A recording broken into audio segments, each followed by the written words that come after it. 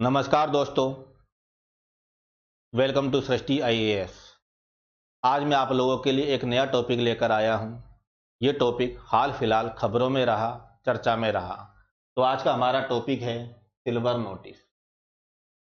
आप लोगों ने अक्सर देखा होगा कि आर्थिक अपराधी भ्रष्टाचार और अपराध के जरिए जो संपत्ति कमाते हैं उसे वो विदेशों में छिपा कर रखते हैं या किसी न किसी तरह उसे गुप्त रखते हैं। क्या आप जानते हैं कि इन आर्थिक अपराधियों द्वारा छिपाई गई संपत्ति का केवल और केवल 1% ही अभी तक बरामद किया जा सका है, बाकी 99% बरामद नहीं किया जा सका। यहाँ पर हम ये कह सकते हैं कि आर्थिक अपराधी अपनी अवैध संपत्ति को छुपाने में पूरी तरह सफल रहे हैं। इन आर्थिक अपराधियों से केवल भारत ही परेशान नहीं है, बल्कि विश्व के लगभग सभी देश परेशान हैं।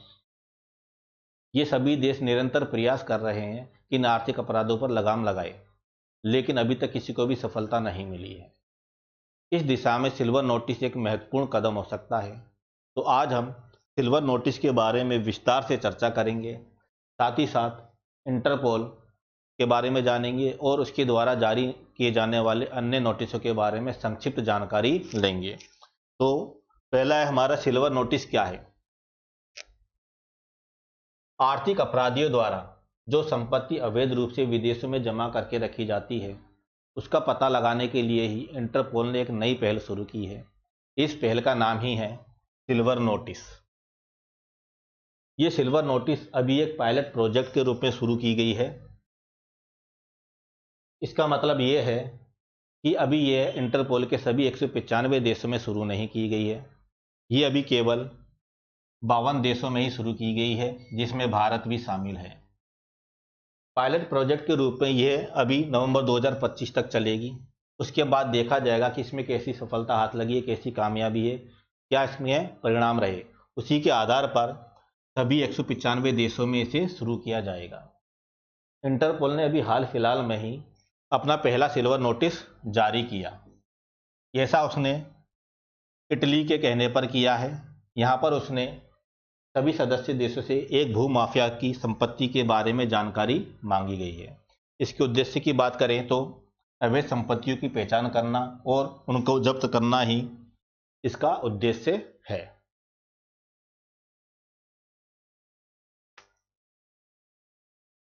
अब ये सिल्वर नोटिस जरूरी क्यों है। अक्सर आप लोगों ने देखा होगा कि आर्थिक अपराधी बैंक घोटाले, कर चोरी, मनी लॉन्ड्रिंग जैसे अपराध कर विदेश भाग जाते हैं। इस संदर्भ में यहाँ भारत के संदर्भ में अगर देखा जाए तो विजय माल्या और नीरव मोदी का उदाहरण दिया जा सकता है। इन्होंने भारतीय बैंकिंग तंत्र की और वित्तीय तंत्र की कमियों का फायदा उठाया। ऐसा करके उन्होंने बड़े पैमाने पर वित्तीय घोटाले किए और वित्तीय घोटाले करके विदेशों में सेटल हो गए और वहीं अपना आराम से रहने लगे। ऐसे अपराधी जिन देशों में शरण पाते हैं वे देश भी इनका सहयोग करते हैं, क्योंकि संबंधित देश जब इनसे इनके प्रत्यर्पण की मांग करते हैं तो वे इसमें कोई रुचि नहीं लेते, और संबंधित देश द्वारा जब इनकी अवैध संपत्तियों की जानकारी मांगी जाती है तो वे इसमें भी कोई रुचि नहीं दिखाते। यहाँ पर सिल्वर नोटिस महत्वपूर्ण साबित हो सकता है, क्योंकि ये जो सिल्वर नोटिस है इंटरपोल के द्वारा जारी किया जाता है, जो कि एक अंतर्राष्ट्रीय संगठन है। ये सदस्य देशों को निर्देश देता है कि आप जानकारी साझा करें, सदस्य देशों को सहयोग करें, सूचना साझा करें। किस प्रकार की सूचनाएं, जैसे कि अपराधों से संबंधित संपत्तियों, अचल संपत्ति, वाहन, वित्तीय खातों और व्यवसायों से संबंधित जानकारी साझा करें। इस प्रकार की जानकारी साझा करने के लिए इंटरपोल सदस्य देशों को कहता है।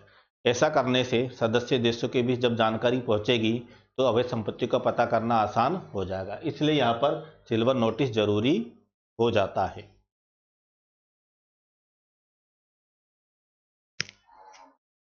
अब है सिल्वर नोटिस के लाभ। अगर सिल्वर नोटिस के लाभ की बात की जाए तो इसमें जो सबसे महत्वपूर्ण लाभ है वह है अंतर्राष्ट्रीय सहयोग को बढ़ावा मिलना, क्योंकि सिल्वर नोटिस के द्वारा जब बाध्य किया जाएगा तो ऐसे में अंतर्राष्ट्रीय जो देश है सभी देश एक दूसरे को सहयोग करेंगे, सूचनाओं का और कार्रवाई का आदान प्रदान करेंगे। ऐसा करने से अवैध संपत्ति को पता लगाना आसान होगा और संपत्ति जब्ती भी आसान हो जाएगी। यहाँ पे सीबीआई के निदेशक प्रवीण सूद के अनुसार भी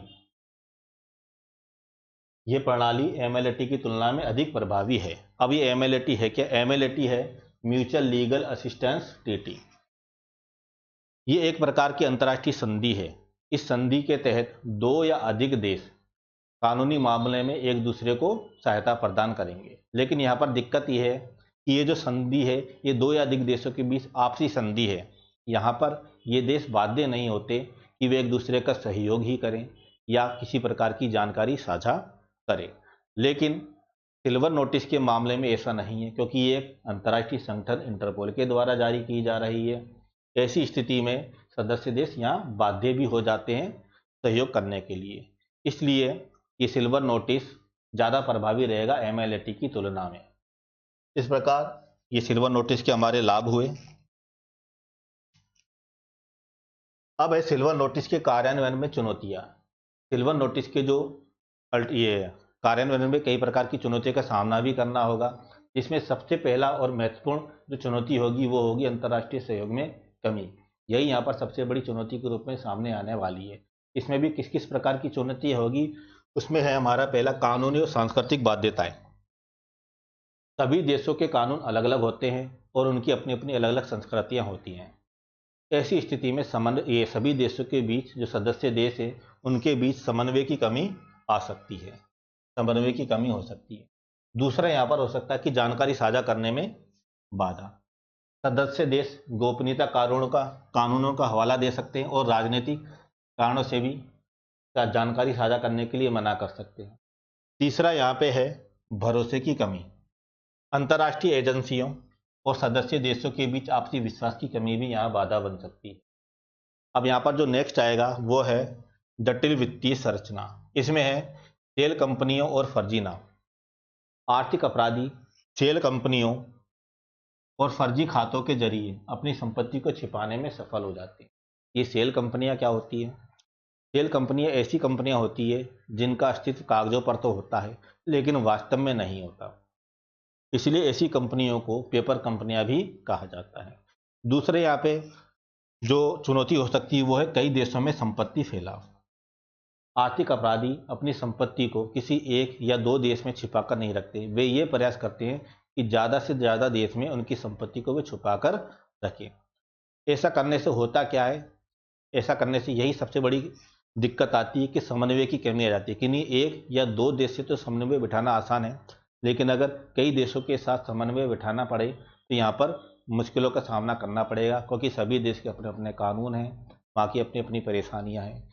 इसलिए ऐसी स्थिति में यहाँ पे संपत्ति का पता लगाना मुश्किल हो जाएगा। तीसरा यहाँ पर है कानूनी प्रक्रिया की जटिलता, जिसमें है मुद्दों का लंबा खिंचाव। हम सभी जानते हैं इस प्रकार के जो कानूनी मुद्दे होते हैं वह काफ़ी लंबे खिंच जाते हैं। यहाँ पर अकेले अगर भारत की ही बात की जाए तो इस प्रकार के जो मुद्दे होते हैं वे काफ़ी लंबे चलते, सालों साल चलते हैं। फिर यहाँ तो एक या दो देश की नहीं, कई देशों के बीच समन्वय बिठाने की बात है। ऐसी स्थिति में ये कानूनी प्रक्रिया काफ़ी लंबी चल सकती है। नेक्स्ट अगर यहाँ पर देखा जाए तो प्रभावशाली अपराधी। ये जो आर्थिक अपराधी होते हैं अक्सर आर्थिक रूप से शक्तिशाली होते हैं और काफ़ी प्रभावशाली भी होते हैं। इनका राजनीतिक दबदबा होता है। ये कानूनी तंत्र को भी प्रभावित करने में सक्षम होते हैं। इसी वजह से इनके पकड़ पाना या इनकी संपत्तियों का पता लगाना आसान नहीं हो पाता। प्रभावशाली होने की वजह से ही ये इस प्रकार के अपराध कर भी पाते हैं, अन्यथा ये आसान नहीं है कि इतने बड़े पैमाने पर वित्तीय घोटाला करके विदेशों में चला जाए। तो यहाँ पर चुनौतियाँ हैं सिल्वर नोटिस को इम्प्लीमेंट करने में जो आएंगी, फेस करनी पड़ेंगी। अब चुनौतियाँ हैं तो कुछ समाधान भी होंगे, तो यहाँ पर हम समाधान भी देख लेते हैं क्या क्या समाधान हो सकते हैं। तो संभावित समाधान की बात की जाए यहाँ पे तो इनमें पहला वही होगा कि अंतर्राष्ट्रीय सहयोग को बढ़ावा देना। अगर अंतर्राष्ट्रीय सहयोग यहाँ पर चुनौती है तो इसको हमें क्या करना पड़ेगा? समाधान भी यही है कि बढ़ावा देना होगा। तो अंतर्राष्ट्रीय सहयोग को मजबूत करना, सभी देशों की जानकारी साझा करने और कानूनी बाध्यताओं को कम करने के लिए एक संयुक्त ढांचा बनाना होगा। दूसरा यहाँ पर है कानूनी सुधार। संपत्ति जब्त करने की प्रक्रिया को तेज और सरल बनाने के लिए अंतर्राष्ट्रीय कानून में सुधार करना होगा। चुनौती के अनुसार अगर समाधान पर कार्रवाई अच्छे से की जाए, समाधान को लागू अच्छे से किया जाए, तो ऐसी स्थिति में सिल्वर नोटिस एक प्रभावी कदम है जो अंतर्राष्ट्रीय अपराधों से निपटने में सहायक होगा और इसके सफल कार्यान्वयन से अपराधियों की आर्थिक शक्ति को कमजोर किया जा सकेगा। तो यहाँ पर हमने सिल्वर नोटिस के बारे में जाना, क्या यह है, क्यों जरूरी है, इसके उद्देश्य क्या है, क्या चुनौतियाँ आ सकती है और क्या इसके समाधान हो सकते हैं। अब साथ ही साथ हम यहाँ ये भी जानेंगे कि सिल्वर नोटिस के द्वारा इंटरपोल के द्वारा जारी किए जाने वाले अन्य नोटिस क्या क्या है और इंटरपोल के बारे में भी हम संक्षिप्त जानकारी लेंगे। तो यहाँ जो सिल्वर नोटिस है इंटरपोल के द्वारा जारी किए जाने वाले रंग कोडित नोटिसों में एक नया नोटिस है। इसे मिलाकर अब इंटरपोल द्वारा जारी किए जाने वाले नोटिसों की संख्या 9 हो गई है। यहाँ पर हम एक एक करके अन्य नोटिस को जानेंगे और उनके उद्देश्य के बारे में संक्षिप्त में जानेंगे। तो पहला यहाँ पे रेड नोटिस, ये जारी किया जाता है भगोड़े अपराधियों की गिरफ्तारी के लिए। दूसरा है यहाँ पे ब्लू नोटिस, ये जारी किया जाता है किसी व्यक्ति के बारे में जानकारी जुटाने के लिए। ग्रीन नोटिस किसी व्यक्ति की अपराधी गतिविधियों के बारे में चेतावनी के लिए जारी किया जाता है। ऑरेंज नोटिस खतरनाक वस्तुओं, व्यक्तियों या घटनाओं के बारे में चेतावनी के लिए। येलो नोटिस गुमशुदा व्यक्तियों जिनमें बच्चे भी शामिल है को ढूंढने के लिए। ब्लैक नोटिस अज्ञात मृत व्यक्तियों की पहचान के लिए। पर्पल नोटिस अपराध के नए तरीकों, उपकरणों और वीडियो के बारे में जानकारी साझा करने के लिए जारी किया जाता है। ये सभी नोटिस एग्जाम के पर्पज से इम्पोर्टेंट हैं, खासतौर से प्री एग्जाम में काफ़ी इंपॉर्टेंट हो जाएंगे। यहाँ पर क्वेश्चन पूछे जा सकते हैं कि 4 दिए, 4 में से एक इसमें से शामिल नहीं है, पूछा कि कौन इसमें सिल्वर नोटिस है, कौन इंटरपोल के द्वारा नोटिस जारी नहीं किया जाता है, या मिलान के लिए आ सकता है कि किस नोटिस का पर्पज क्या है। इस प्रकार से कई क्वेश्चन यहाँ से बन सकते हैं, इसलिए यहाँ पर ये इंपॉर्टेंट हो जाता है खासतौर से प्री एग्जाम के लिए। अब यहाँ पर हम नेक्स्ट जानेंगे इंटरपोल के बारे में। इंटरपोल एक अंतर्राष्ट्रीय ऑर्गेनाइजेशन है, ये एक पुलिस ऑर्गेनाइजेशन है जिसका पूरा नाम है इंटरनेशनल क्रिमिनल पुलिस ऑर्गेनाइजेशन। इसके मुख्यालय की बात करें तो इसका मुख्यालय फ्रांस के लियोन में है। प्रमुख कार्य इसके क्या क्या है? पहला है अंतर्राष्ट्रीय पुलिस सहयोग को बढ़ावा देना। इंटरपोल विभिन्न देशों की पुलिस संगठनों के बीच सूचना और सहयोग का आदान प्रदान करता है ताकि सीमा पर अपराधों से निपटा जा सके। दूसरा, डेटाबेस और सूचना साझा करना। ये सदस्य देशों को एक सुरक्षित ग्लोबल नेटवर्क प्रदान करता है जिसमें अपराधियों, चोरी की गई वस्तुओं, फिंगरप्रिंट, डीएनए प्रोफाइल आदि की जानकारी साझा की जाती है। तीसरा यहाँ पर है प्रशिक्षण और तकनीकी सहायता।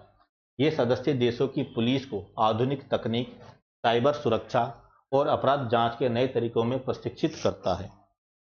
इस तरह से आज का हमारा ये टॉपिक समाप्त हुआ। यहाँ पर हमने जाना मेन रूप से तो सिल्वर नोटिस के बारे में जाना जो कि हाल फिलहाल में खबरों में है और ये आपके एग्जाम की दृष्टि से इम्पोर्टेंट भी हो सकता है। मेंस में भी यहाँ क्वेश्चन बन सकते हैं, प्री में तो बनने की संभावना ज़्यादा है ही। इसके अलावा जब इनकी बात उठी तो हमने इंटरपोल के बारे में भी जाना। इंटरपोल से भी यहाँ क्वेश्चन पुटअप किए जा सकते हैं एग्जाम में, खासतौर से प्री में।